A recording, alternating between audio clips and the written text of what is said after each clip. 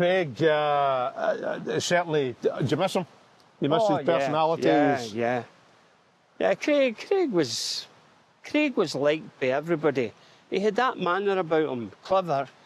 You know, he was ex-school teacher who understood, you know, what's right and wrong, especially the written word. You know, he would pick up journalists, by the way, you're not grammatically correct, you know, and that put them in their place a wee bit. Yeah, he did put me in my place a few times. Didn't bother, you know, he didn't bother with hierarchy. You know, you better pick this player, because, you know, there was people phoning him saying, oh, my player should be picked, and all, but he didn't. That's the thing, he had the image of the nice guy, but when it came to actual strong decisions, he wouldn't flinch from it, would he? No, that's right. He had that sort of backbone, yeah. So, as a coach, as a manager, Alex, I think it starts for you in Hong Kong, South China. You'd left Rangers and you go there essentially as a player, but before long you suddenly become the boss. Well, the thing was, I had been at Rangers for 17 years, and I can understand that they're making decisions, that they're bringing players in, and I love football. I live and eat football. Really great professional. I mean, the day I walked out of Rangers, they had only 7 managers in their history, and I had played under 5 of them. So I just... That's remarkable. I just dedicated my whole life. Yeah.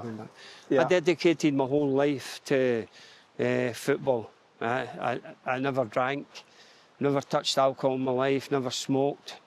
You know, in my bed, I had kids, I was in my bed early to be ready. No matter what team they said I was playing in, I gave them a lot. So I just wanted to play. So when I found out that John Gregg was the manager and he was changing the team a bit, I can understand that. I felt, if you ask John now, I felt he could have done it in a better manner. You know, because I could have gone to Vancouver. I was hoping to go to Vancouver because I felt the American scene was going to be about coaching. How did he do it? No, I just, you know, he sort of blocked a situation that I could have gone to Vancouver, and then I asked him, could I go? And it was a wee bit of acrimony, and I don't think that was deserving for the service I'd given the club. But hey, we move on. I still see John at some of the games, so no problem. That's all in the past now? Oh yeah, I don't hold grudges as such. If I deal with something, same with a player. If I deal with a player on a disciplinary thing, within 30 seconds it's dealt with and we move on. If I can help the player, I'll do my utmost. I mean, so, Hong Kong was a short stint for you, wasn't it? Yeah, because when I went to Hong Kong, the day I arrived, I was supposed to have dinner with the owner, one of the owners, and the coach. And unfortunately, the coach never turned up, and he handed in his resignation. Not because of me. I was coming as a player. I wasn't coming as a coach. I was going through my coaching badges at that particular point in time. And they asked me to take... I said, well, I can take training for 2 days till you get somebody, because I want to be the player. But Hong Kong at that time was a bit... what could you say? It wasn't above board with some of the antics of players and games, and I didn't want any part of it. So that's how I only played from January to the July. Then you come home, you go to Morton. Yeah. And again, you have a short stint in charge at Morton. Yeah, well, what happened at Morton, it was actually my wife. I asked her if she would phone Hal Stewart, could I get an interview? And I was in Hong Kong, she was home in the UK, and she phoned them and said, my husband would like to be considered, but he's in Hong Kong, but he's coming back in the first week of July. And would you be kind enough to afford him an interview? And he said yes. So I went and met Hal Stewart, and I it was part-time job. And I just thought, well, this is a start for me. And the day I signed, Morton had only 10 players, plus an S-form player. They'd been relegated, unfortunately, they'd just been relegated out the first division into the, the championship type thing. It was the first division there, it wasn't the Premier League. Of course, then you upset Morton fans by going to St Mirren, Alex. Yeah, well, I was playing there and it was funny because was in my bed about 11:30 one night and the phone went, which was unusual, so I thought something's happened. And it was another manager asking me would I be interested in the St Mirren job. And I said, yeah. Another manager? Yeah. He was doing St Mirren a favour by tapping you? Well, no, he just said, would you be interested in the St Mirren job? And I said, yeah, and he says, OK, I'll get someone to phone you. So within 5 minutes, the phone went, can we come and meet with you? So I had a meeting with 2 directors and I decided to go. St Mirren was full time. So it was better. A good period for you, Alex. I think that's where you probably you put yourself or announce yourself as a manager. You qualified for Europe. Some great results. Slavia Prague 3-0 at Love Street. I think the team that won the Scottish Cup in '87, you left prior to that, but most of it was a team that you'd coached and managed. Well, that would be correct, but no taking away from Alex Smith and Jimmy Bowen. Not at all. Unfortunately, we lost Jimmy just recently. Yeah. But Alec, he took them on and they won. I was delighted for them because there was a lot of good people there working hard behind the scenes. I mean, when I went in, it was unfortunately finance is a big thing in football, but the kit was terrible. The kit was holes in the socks and all that, and you can't have that in a club. And it was just the way it was. So I spoke to Alec Ferguson because I knew that he knew the Adidas guy. And Alex says, yeah, I'll give you his number. So I phoned him up. And I said, any chance of sponsoring St Mirren? He said, no, we can't give you any money. He says, but I can give you gear. So he gave us six sets of strips. He gave us 2 30s, 60 tracksuits, all the training kit, the physio bag, anoraks. So he gave us that. So that was that. That's how we got the team looking the part. Yeah. Right away. Well, when you come into training, if you're last into training, you're getting holes in your socks. You're not happy. So we got all that. Made it very professional. What players stand out for you from that time, Alex? There were a lot of good players at St Mirren then, wasn't there? A few likeable rogues. Go on, name a few. McAvennie, I changed his positioning to just off the front. McAvennie was brilliant. Frank McAvennie, see, when the thing about Maccas was when people kicked him, he got better. If you'd just left him, he's a bit like Big Duncan Ferguson. I used to tell the Hibs centre-half, Gordon Hunter, do not, whatever happens, do not mouth off to him. Don't get him angry, just leave him. And Duncan would go through the game, come see, come sa. But if you get Duncan angry, oh, what a formidable, because we, at Liverpool, we had to combat against him. And Duncan was, once he got angry, oh. Were you convinced at that point that Frank was going all the way? Oh, yeah. Well, I put my job in the line. Luton Town, David Pleat came in about 2 months before the deadline. And he said, we'll give you 150,000 for McAvennie. And we had a 7-man board. And if you understand, 3 members always went one way and 3 went the other. And 1 in the middle could either jump either side. So, this is so funny. I mean, you wouldn't believe it. We used to have the board meeting. It was a big sort of teak table, and it had the felt mat over it for the hot pot going on, you know, the teapot. Aye. And we're arguing the toss about McAvennie. We can't sell him this. Oh, we need to sell him the club. The club need the money, blah, blah, blah. And this guy chaps the table, one of the directors. He's no longer with us, but he chaps the table and he says, did we not get an apple tart tonight? And he just burst the balloon. Everybody all just sat down and looked at each other. And this is maybe the club going to the ball. Yeah. Oh.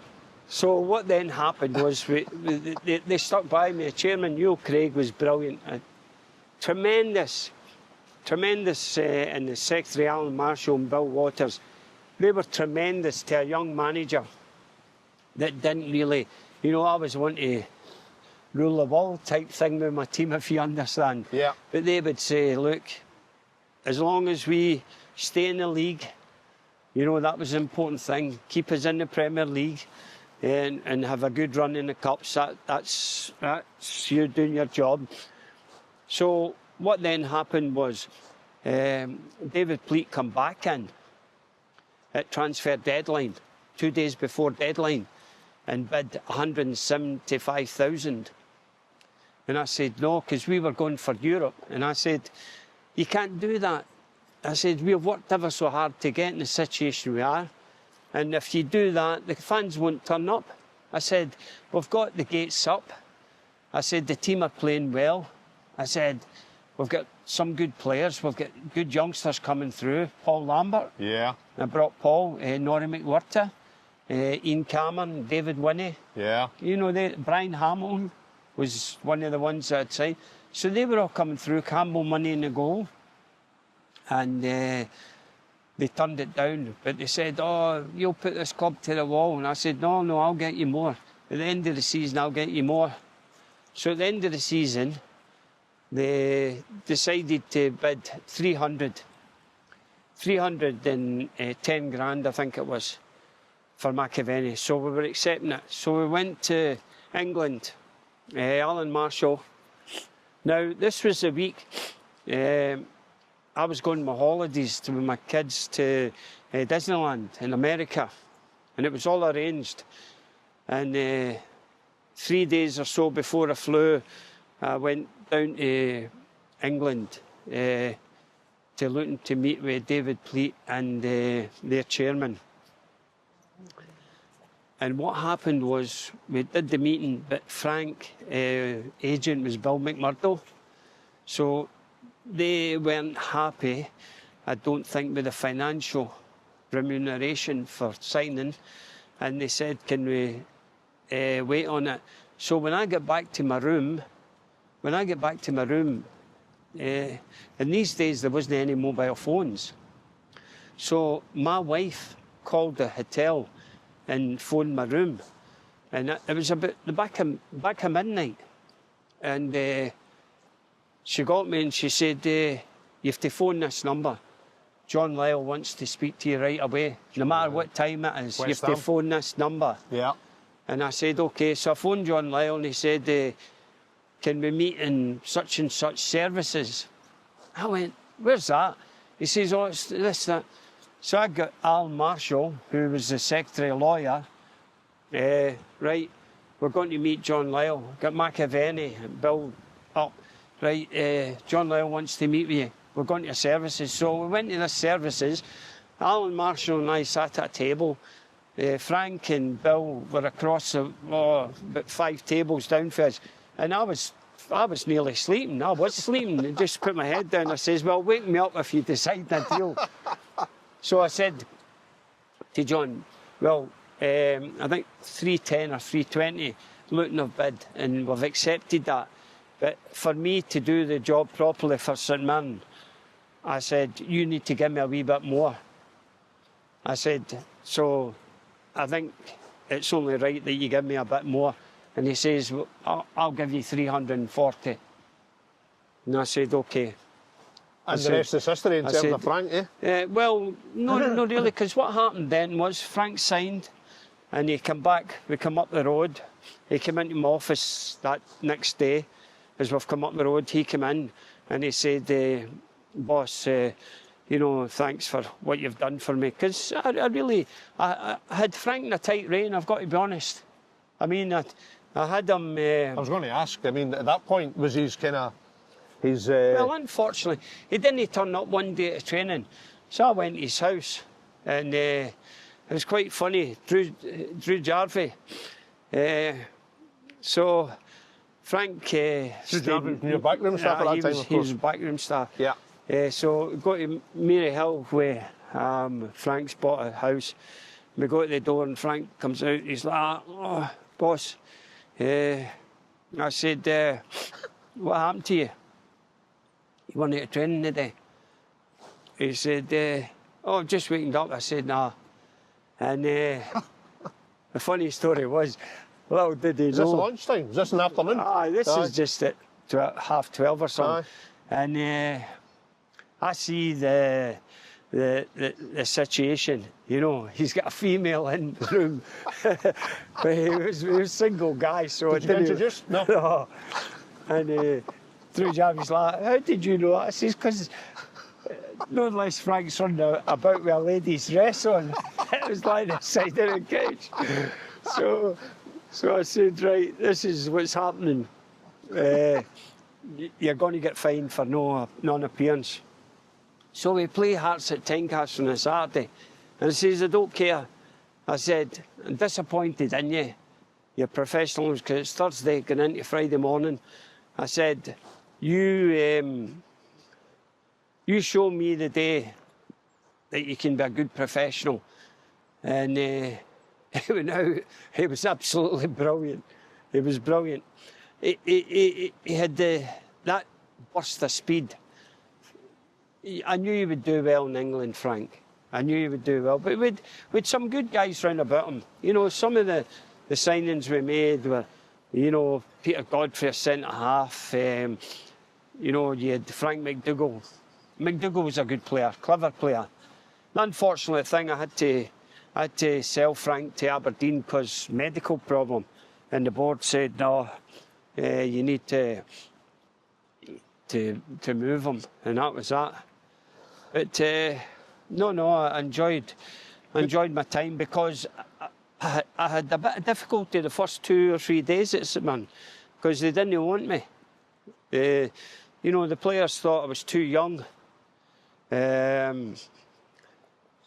you know, to be a manager. But the important thing was that I knew I had the ability. And I just said, "Well, you need to go with me." And you know that sometimes they think, you know, you get a different mentality, and if you can work properly with them, and the training's good, you know, the tactical plan is good, and you can have the ability to change it, then they then say, "Oh well, we might have a bit of success with this guy," and we'll go with him. So, you know, St Mirren announced you as a manager properly. Yeah, because Morton kept my playing registration. You go to Hibs, Alex, and you have 10 years at Hibs, which were dramatic to say the least. I survived 3 boardroom changes. 3 boardroom changes, 2 League Cup finals, 1 you triumphed in, 1 you lost. Yeah.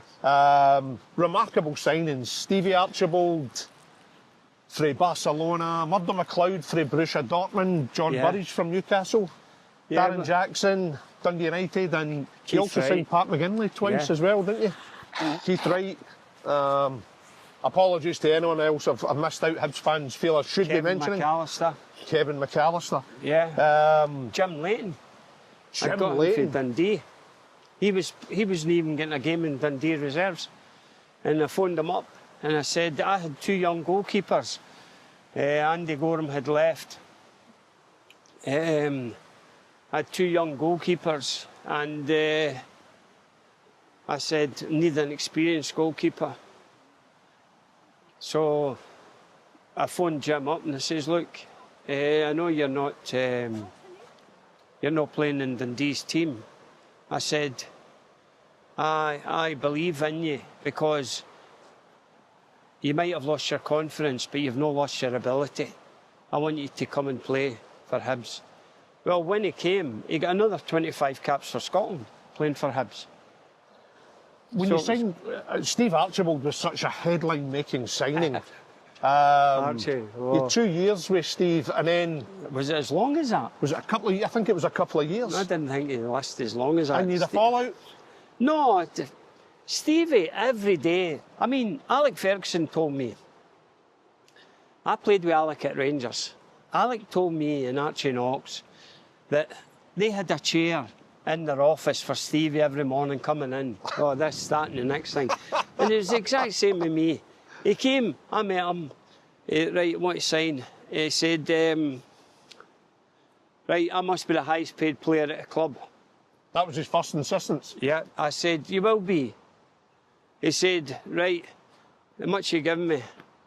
So I gave him a sum of money and it ended with £1. And he went, what's that? He says, is that the highest paid? I said, yeah. You're getting £1 more than Johnny Collins. That's what happened. But I mean, on the park he delivered, didn't he? I mean, you won at Tynecastle, I think, against Hearts at Tynecastle for the first time in over 10 years, I think, for Hibs. But Archibald, I didn't realise his receiving skills were as good. He never received the ball with his back to goal. Very rarely did he Very rarely did he receive the ball with his back to goal. He was always side-on receiving. See, any young striker, watch Archibald receiving. He's always side-on, so you can't get at the ball. Yeah. You know, his body, his arms up, the ball's furthest away for the opponent. Fantastic at receiving the ball. Well, he came in and, you know, the boys were like, oh, my God, they've signed him for Barcelona, you know, and the others saw then, you know, it was the same with Ray Wilkins. I brought Ray Wilkins to Hibs. I'm sitting watching goals on Sunday, and they used to go through all the clubs. And Ray Wilkins was playing down the divisions at that point in his career. And I thought, hey, I'm watching it, and it was like ping pong. You know, nobody's getting a pass. He's just going one end to the next end back. And I'm saying, Ray Wilkins can't be happy in that kind of formation. So I phoned him up. The boy, Glenn Williams, that used to be assistant manager at Chelsea, I was very friendly because I used to meet him at the Ayr Youth Tournament. I used to go every year to the Ayr Youth Tournament and watch all the kids. Aye. And I phoned him up and I said, can you get me a phone number for Ray Wilkins? So he got me the phone number. I phoned Ray and I says, look, Ray, I've got a young squad here in Edinburgh. I can't give you a sign-on fee. I can give you X amount of pounds a week, and I can give you a flight up, and I can give you 2 days in the Hilton Hotel. It used to be the Hilton Hotel called the Dragonara. We used to get that really cheap. With a deal with them, and we used that for pre-match meals and such like. And he says, no, I can get, I think he knew somebody well in BA. No, you don't need to get the flight, I'll get my own flight. So he used to come in. I always remember I picked him up Thursday at the airport, and I came in, and the boys are all looking. They come in with the suitcase and the suit carriers, all the top notch, and they're all the boys. I said, you think you're superstars? Here's a superstar here, you know. But he was great. He was great with the boys. Great, yeah. I mean, a decade at Hibs. Unfortunately sacked at the end of it. Yeah. Well, you're always going to get. You see, if you don't invest money, to a certain extent, you have to change something. You know, the fans want to see change. They want to see new players. And we, at that point, didn't have the money. We had just escaped, you know, the club folded. Well, 5 years later than that, you know. So, I mean, I was, 470 games or something? Well, I think overall, as a manager, Alex, you've had, I think it's just short of 740 games as a manager. Is that coaching as well? No, that's just as a manager, 'cause Alex. I've got over 1,000 games, and if you the role, I can talk later about the role at Liverpool, but the role at Liverpool was another. I was 275 games, I think, at Liverpool, and then I was 300 games every week at Liverpool working, but no sitting on the bench type thing. You leave Hibs, you go to Coventry City. You're at Coventry City with Gordon Strachan, but then Aberdeen come in for you, and you've still got that itch to be a manager. And you go to Aberdeen. Yeah, I love my time at Coventry because Gordon, I've never taken an assistant that I've known in my whole career. I always took an assistant that I didn't know. Drew Jarvie phoned him up and said, could I meet him in Glasgow? I was in Glasgow at the time. Can I meet him in Glasgow?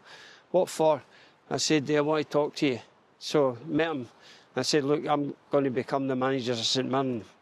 I want you to be my assistant. He says, but we don't know. I says, he says, why are you picking me? I says, I'm picking you because you lasted so long in the game and you were a decent player. So that's the reason I took Drew. I said, you're coaching, I can work with you in the afternoon with the kids and we'll get you through your badges. And that's what we did. So that was that. I then went to Hibs and I took Andy Watson, ex-Aberdeen, Hearts. Yeah. Now, you're taking Hearts to Hibs, if you know what I mean. Yeah. But Andy was the same. But what I didn't want, I took Eamon Bannon as well. Eamon was a good player. Dundee United, Hearts. So I'd taken him. Donald Park was the same. New Parky for the coaching school, but that was it. And I just felt that I wanted my assistant to tell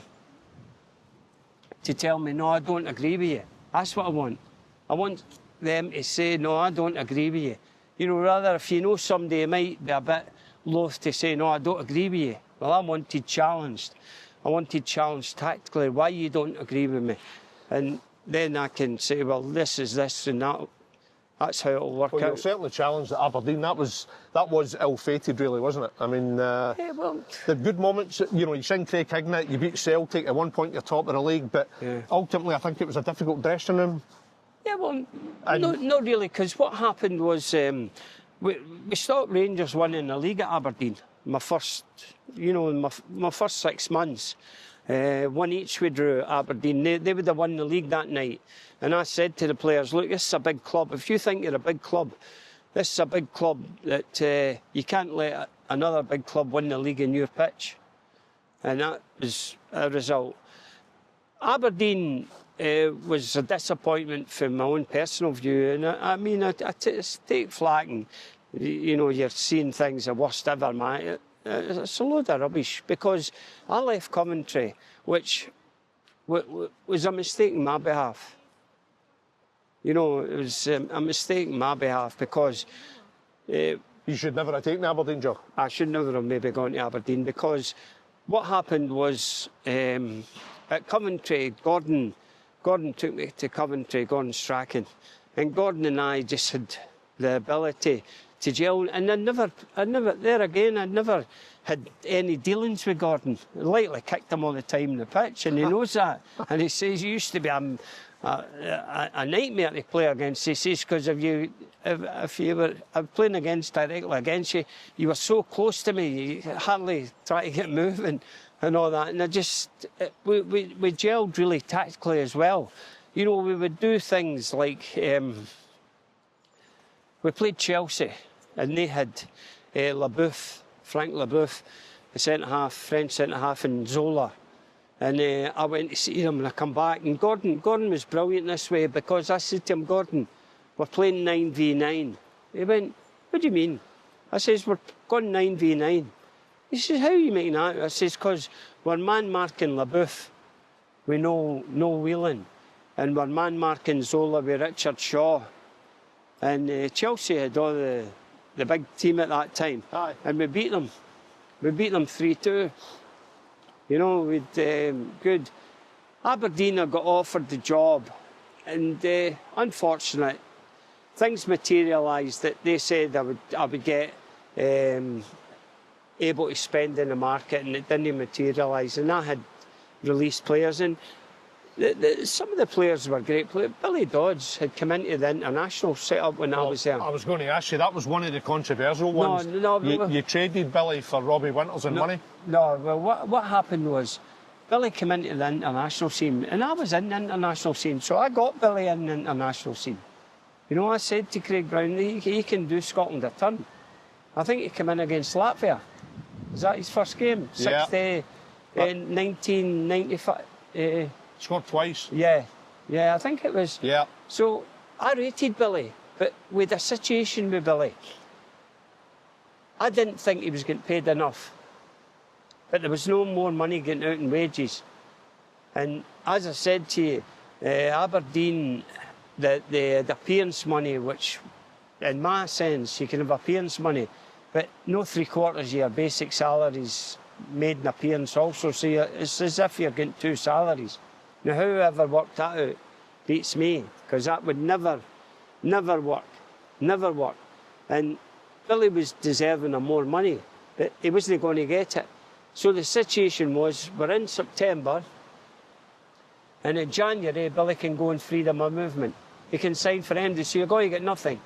So I looked at the situation and told him that I knew he was going to leave because we weren't paying him enough. And the young lad, Robbie Winters, I agreed to Dundee. Now, I see figures in the paper for Robbie Winters, starting with a 5. Absolute garbage there. For me, absolute garbage. Because I know the deal I done with Jim McLean. And it started with a 1 in front of it. Now, if it went different, I never went and done the deal. I wasn't there. But let me tell you, I know I did well at Aberdeen in the sense that when I went in, I didn't sign the young players. Some of them were there, but I signed a couple of them. I think Derek Young and Michael Hart. But these guys had only... I went in November, end of November, beginning of December. These guys had 4 months of contract left to April. Now, there wasn't the fixed penalties in place that a player going from Scotland to England now. There was none of that. So we might have lost these players at the end of a season to clubs in England. And you're talking about Kevin McNaughton, you know, guys that come through, Chris Clark. We lost Stephen Glass to Newcastle, compensation rights. But if you knew the player was going to go, we should have sold him earlier. You know, Aberdeen, okay, I'll take the can for that, but I never cost them any money. And I got the money, as you say, for Craig Hignett. I got Craig Hignett in a free, and I sold him for 850,000 2 months later. So there's one thing I can do is I can spot a player. You check my track record and money I've paid for players. I've had value for money. I don't care what MD says. Very rarely has a player been in my system I've released and I've gone on to bigger things. Yeah, different with your Andy Gorham going to Rangers or Johnny Collins to Celtic. That's a different matter. These boys have come through youth and went and proved themselves to be top internationalists.